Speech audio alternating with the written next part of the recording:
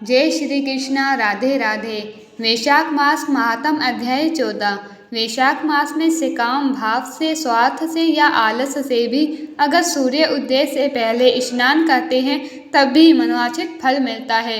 लेकिन अगर किसी मनुष्य का कोई स्वार्थ न है और वह सिर्फ भगवान की प्रीति के लिए, भगवान को खुश करने के लिए, भगवान को पाने के लिए, भगवान के प्रेम और प्रसन्नता के लिए व्रत, स्नान आदि करता है, सत्संग सुनता है, तो निष्काम मोक्ष पद की प्राप्ति हो जाती है।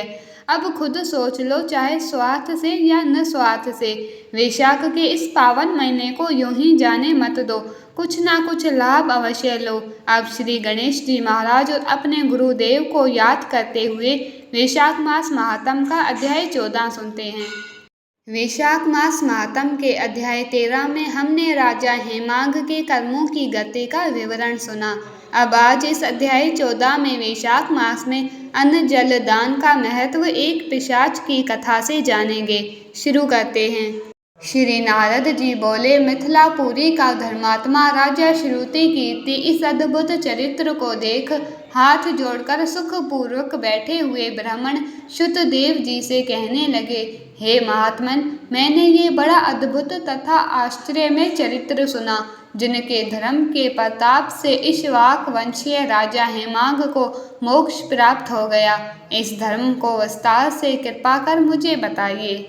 राजा के प्रश्नों को सुनकर महात्मा शुतदेव जी, तुम धन्य हो, धन्य हो, कहकर राजा की प्रशंसा करते हुए बोले, हे राजन, शुभ भागवत धर्मों का वर्णन मैं तेरे आगे करता हूँ। इनको जान लेने से प्राणी संसारिक जन्म आदि बंधनों से छूट जाता है। वैशाख में जो धर्म है, जैसे जल का घड़ा देना, प्याऊ लगाना, मार्ग में छाया करना, कुआं, तालाब, बावड़ी, बाग, बगीचे, धर्मशाला आदि का निर्माण करना, सूर्य उदय से पहले स्नान करना, मधुसूदन भगवान का सुगंधित कोमल पुष्पों से पूजन करना, कथा सुनना, मार्ग से थके हुए लोगों की हवा करना, श्रम को दूर करने वाला गोरस पिलवाना, गुड़ का शरबत पिलाना, जूता, खड़ाऊ, छतरी, पंखा, तिल, शहद, ईख, कपूर, कस्तूरी, चंदन आदि सुगंधित वस्तुएं, शैया, खाट, फल, दही, नैवेद्य आदि का दान करना, गौओं को घास डालना, अन्न दान इत्यादि करना, शरीर पर तेल आदि नहीं लगाना, पत्ते पर भोजन करना, ये सब धर्म वैशाख मास में उत्तम है। स्त्रियों को माधव भगवान का पूजन फूलों से करना चाहिए। ऐसा न करने से पुत्र, आयु तथा पति सुख प्राप्त नहीं होता। वैशाख मास में जल और अन्नदान भूखे प्राणियों को अवश्य करवाना चाहिए। न करवाने से पशु और पिशाच योनि मिलती है। हे राजन, मैं अन्नदान न करने की एक अद्भुत कथा तेरे सामने कहता हूँ। रेवा नदी के किनारे मेरे पिता पिशाच होकर भूख और प्यास के मारे शिथिल होने से उनकी क्षुधा और तृष्णा बढ़ गई थी। छायाहीन सवेल के वृक्ष के पास अन्न न मिलने के कारण अपना ही मांस खाने से कंठ के बीच में मांस खड़ा हो गया था। कंठनली का छिद्र सूक्ष्म हो जाने से पीड़ा के कारण प्राण जाने का भय था।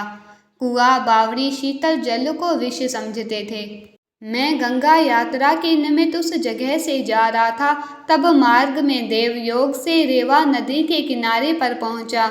वहां ये अद्भुत दृश्य देखा कि शलमली के वृक्ष की जड़ में एक पिशाच भूखा प्यासा चिल्लाता हुआ अपना मांस खा रहा है।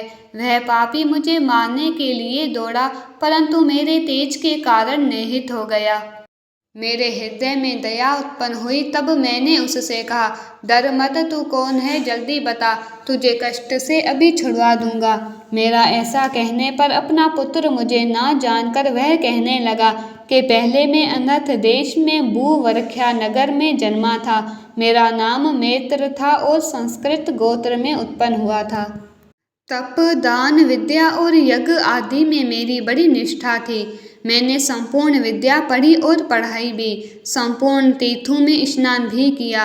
हे अंग, मैंने भिक्षा के लोभ से वैशाख मास में अन्न का दान नहीं किया। उसी से मुझे विचार होता है कि मुझे पिशाच की योनि मिली।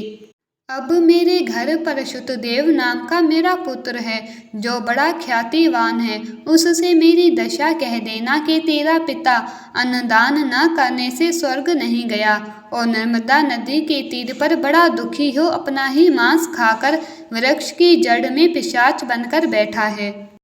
पिता को पिशाच योनि से छुड़ाने के लिए वैशाख मास में प्रातःकाल स्नान कर विष्णु पूजा और भक्ति पूर्वक जल से मेरा तर्पण करे। फिर किसी ब्राह्मण को अन्नदान करे, जिससे मैं विष्णु पद को प्राप्त हो जाऊंगा। यदि तुम मुझ पर दया करोगे तो तुम्हारा कल्याण होगा। अपने पिता की ऐसी बातें सुनकर दुख के मारे उनके पांवों पर बहुत देर तक लकड़ी की भांति पड़ा रहा और अपनी निंदा कर नेत्रों में आंसू भर कहने लगा, हे पिताजी, तुम्हारा पुत्र मैं ही हूँ। देव योग से यहाँ आ गया। अब आपके बताए अनुसार यात्रा करके शीघ्र घर जाकर मेष की संक्रांति में विष्णु भगवान के निमित्त अन्न अर्पण करूँगा। पिता की आज्ञा अनुसार मैंने तीर्थ यात्रा कर घर जाकर वैशाख के महीने में अन्नदान किया। तब मेरे पिताजी पिशाच योनि से मुक्त हो विमान पर चढ़कर मुझे आशीर्वाद दे विष्णु लोक को गए, जहाँ से लौटकर नहीं आते। इसीलिए अन्नदान सब शास्त्रों में बड़ा धर्म कहा गया है।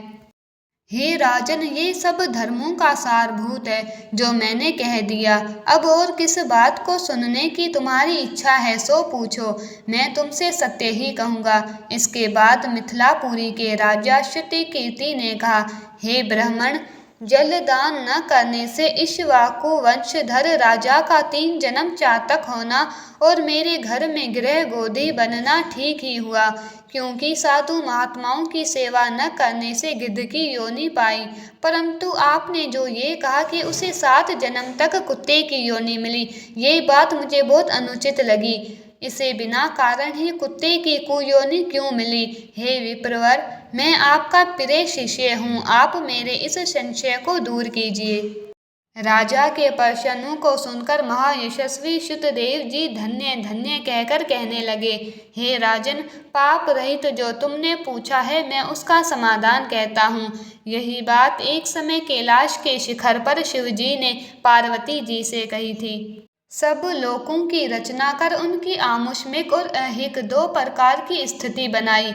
आमुष्मिक मतलब दूसरे लोकों का निवासी और ऐहिक मतलब अस्थायी या लौकिक।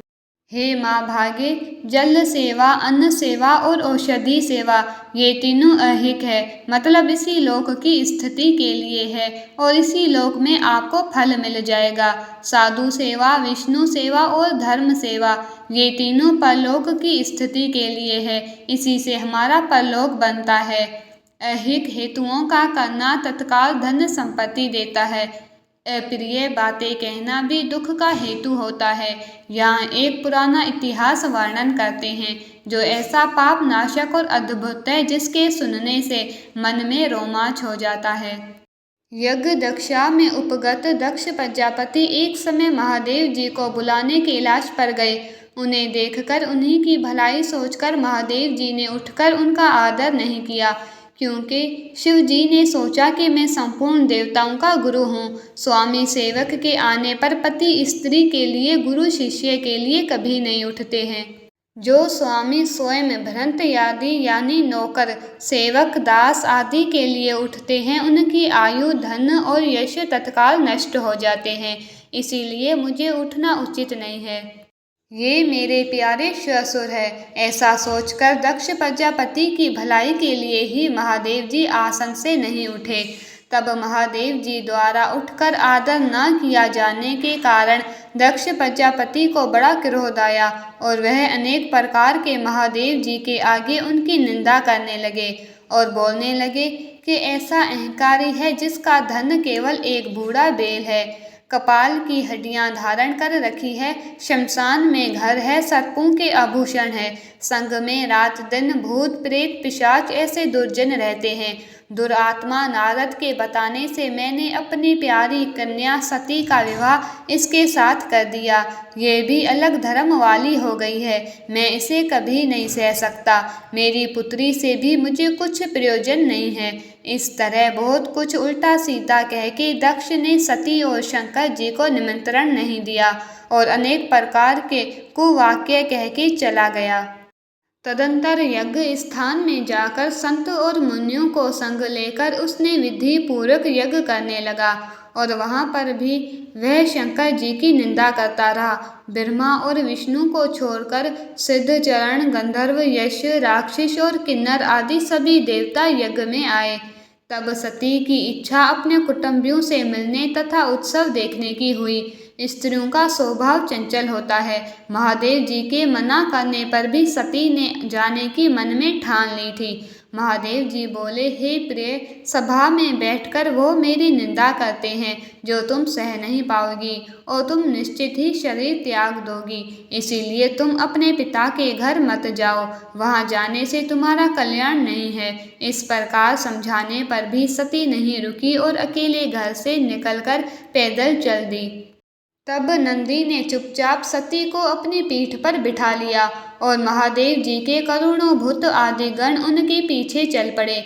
सती जी महलों में होती हुई किसी के न बोलने पर उदास होकर महादेव जी की बात याद करके यज्ञ मंडप में गई।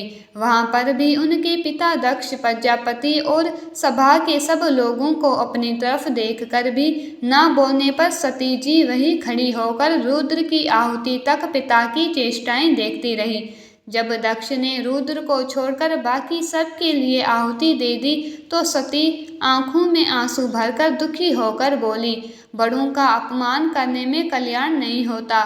तुमने रुद्र की आहुति नहीं दी है। ये जितने ऋषि मुनि महात्मा इकट्ठे हैं उन्होंने भी तुम्हारी दुष्ट बुद्धि दूर नहीं की।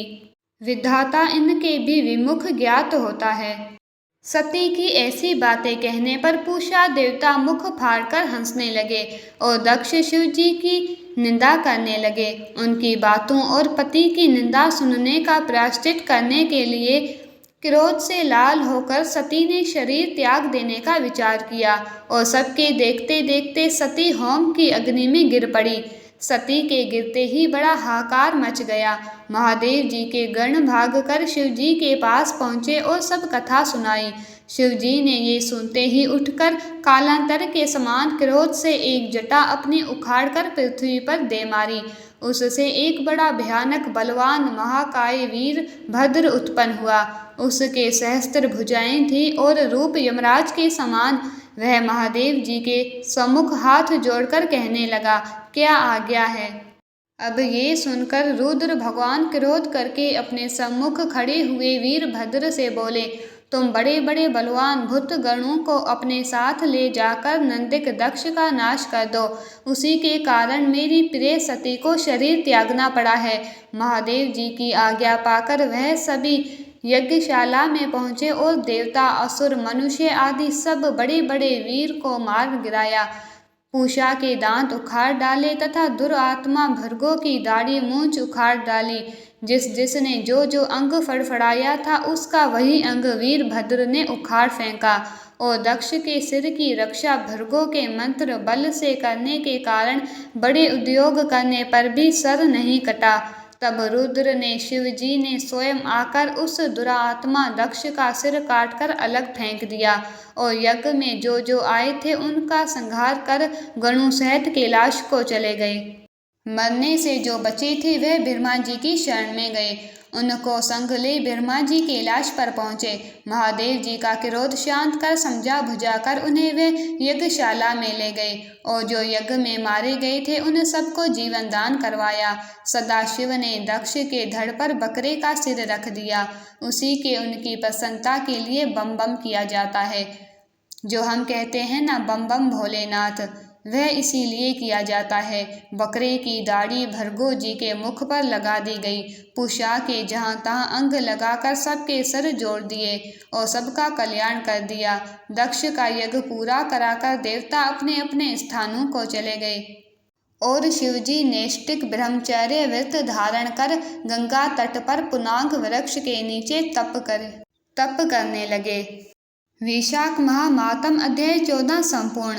कल अध्याय 15 में आगे की कथा सुनेंगे। इस अध्याय में ये स्पष्ट बताया गया है कि कुछ दान का फल हमें अभी इसी जीवन में मिल जाता है और कुछ का हिसाब परलोक में होता है। साधु और संत जनों की सेवा जरूर करें, साथ ही अन्नदान और जलदान भी जरूर करें। मानव जीवन मिलना बहुत मुश्किल है। अगर हमें मानव जीवन मिला है और इसके साथ देखो प्रभु की कृपा भी मिली है, तभी तो हम भगवान की इन कथाओं को सुन पा रहे हैं। तो इस जीवन का अधिक से अधिक लाभ उठाकर जीवन में श्रेष्ठ कर्म करो। एक बात सोचो, जीवन में हम कितने सही और कितने गलत है, ये बात सिर्फ 2 शख्स जानते हैं।